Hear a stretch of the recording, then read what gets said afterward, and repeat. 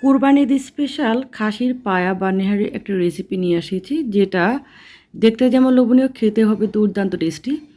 আসসালামু আলাইকুম প্রিয় দর্শক, আশা করছি দূরে এবং কাছে, দেশে এবং দেশের বাইরে থেকে যে যেখান থেকে আমার ভিডিওটি দেখছেন সবাই ভালো আছেন। আমরা অনেকে এই পায়াটা রান্নাটা খুবই ঝামেলাপূর্ণ মনে করি, অথবা মনে করি যে এটা রান্নার অনেক লং টাইম প্রসেস। কিভাবে খুবই স্বল্প সময়ের মধ্যে এই নেহারিটা রান্না করবেন সেটাও আজকে আমি দেখাবো। আজকের এই পায়াটা আমি বুটের ডাল দিয়ে রান্না করব। এটা পায়াটা যেমন একদম সফট হয়ে যাবে, আর বুটের ডালটাও খুব সুন্দরভাবে কুক হয়ে যাবে, আর এটা কিন্তু একদম আস্তে আস্তে থাকবে। তো এখানে আমি কিছু খাসির পায়া ভালো করে ধুয়ে নিয়েছি। তারপর এখানে দিয়ে দিলাম কিছুটা পরিমাণ লবণ, কিছুটা পরিমাণ হলুদ, আর দিয়ে দিয়েছি একটু তেল। এখন এগুলোকে আমি 2 দিন পানি দিয়ে দিয়ে এগুলোকে সকাল বিকাল 2 বার করে জাল দিয়ে নিব। তো 2 দিন করলে কিন্তু হয়ে যাবে। আর এখানে কিছু বুটের ডাল আমি সিদ্ধ করে নিয়েছি, মানে হাফ সিদ্ধ করে নিয়েছি। এখন আমি 2 দিন পরে এটাকে আমি আজকে কুক করব।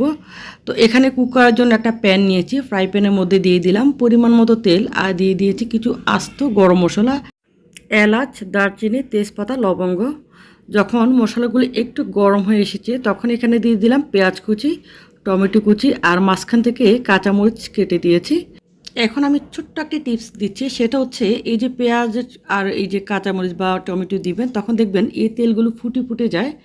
তখন কি করবেন, এরকম সামান্য একটু পানি দিয়ে দিবেন, তাহলে দেখবেন তেলগুলো উড়ে উড়ে যাবে না। এখন এখানে আমি সামান্য একটু পানি দিয়ে দিলাম, যাতে তেলগুলো উড়ে না যায় আর এগুলো যাতে নিচে না লেগে যায়।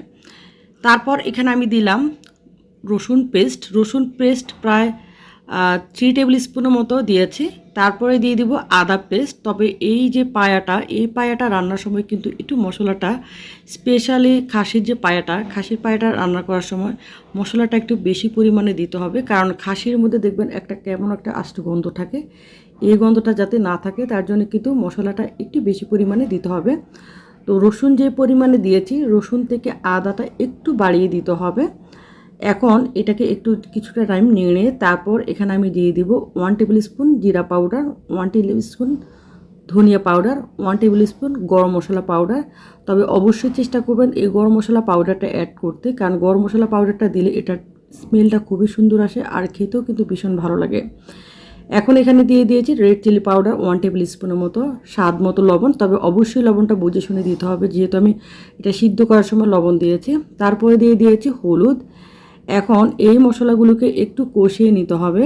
আমাদের অনেকেরই কিন্তু ক্যালসিয়ামজনিত প্রবলেম থাকে, পায়ে ব্যথা বা হাঁটুতে ব্যথা। এই ধরনের প্রবলেম যদি থাকে কখনোই ওষুধ খাবেন না।